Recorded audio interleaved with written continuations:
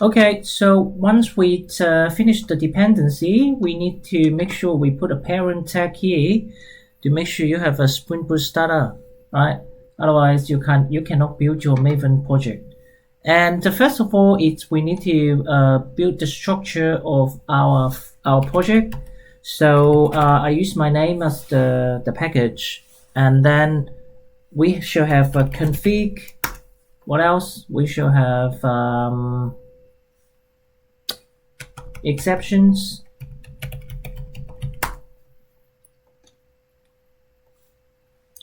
handlers. I'll tell you what the handler is, and model, and client and server.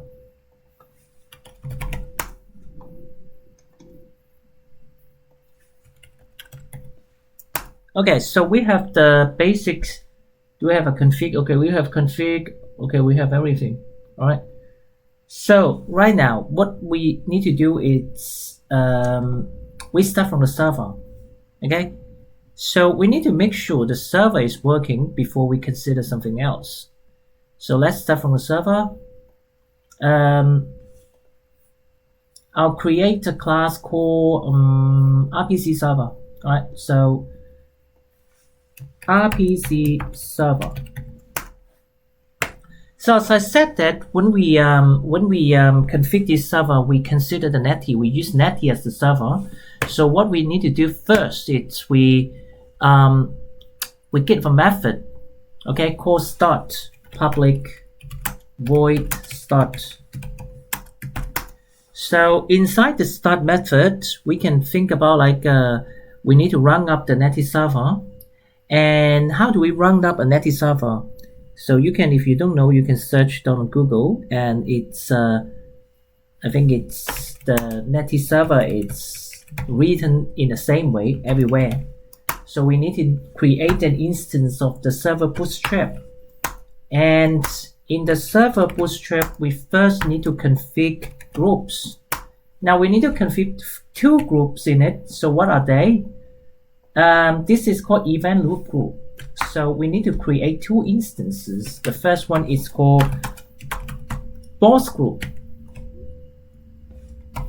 This is called boss group.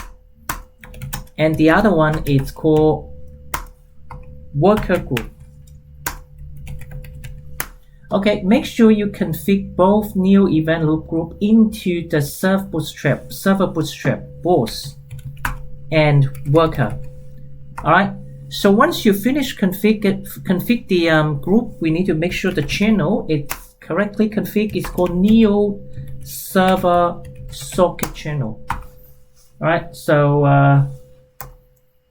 once we finish the channel, we need to make some options in it. We need to configure them option of your channel, your server. So first option is you need to make sure the logback. The logback list, it's like I usually put 125, which means how many requests you can put into the queue. This is the queue, right? And we need to configure the child option. And the child option is there's only one that we want. It's we want to have a long alive. So we need to keep the TCP alive. Child a channel option. We need to keep it alive, so keep alive, so we put true, okay? And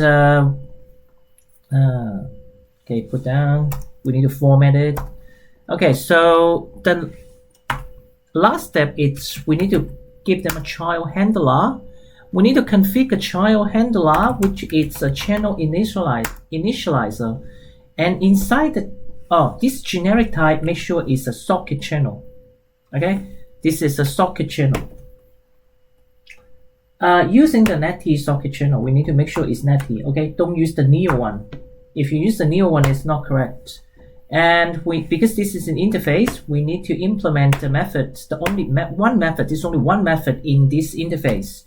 It's called init channel. So we pass the channel instance into this child handler. All right.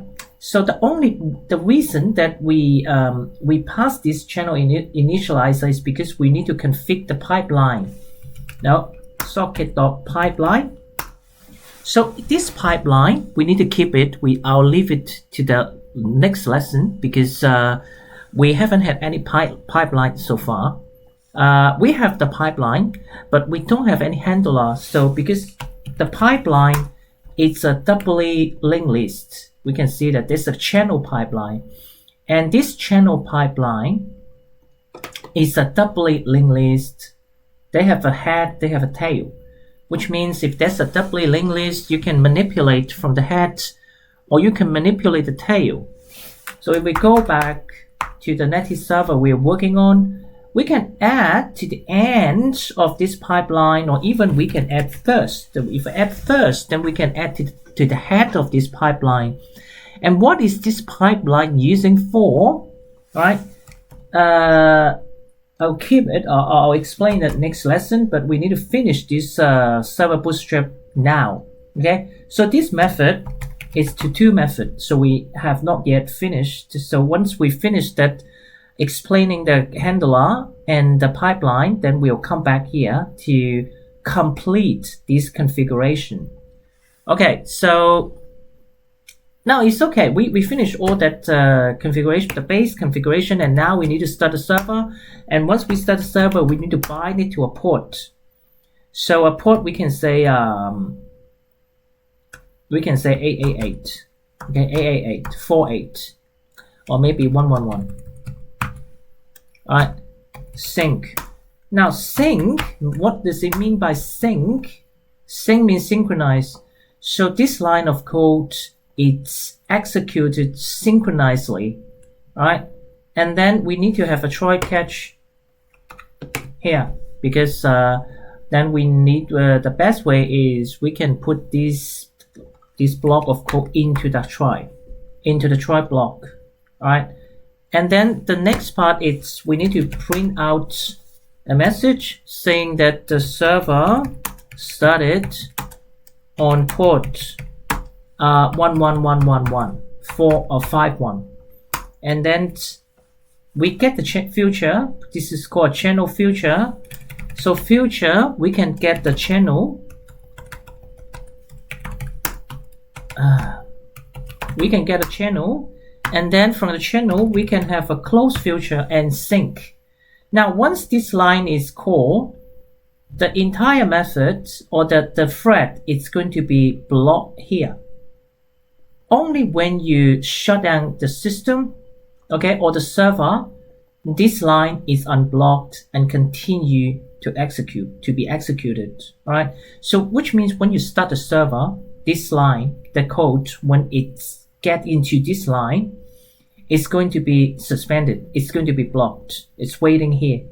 Okay, so it should be you need to keep in mind about this. Otherwise, when you start a server, there's nothing.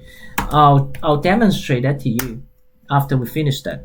So finally, don't forget, we need to shut down the boss group and the worker groups gracefully. Okay, all right. So we've done the server here.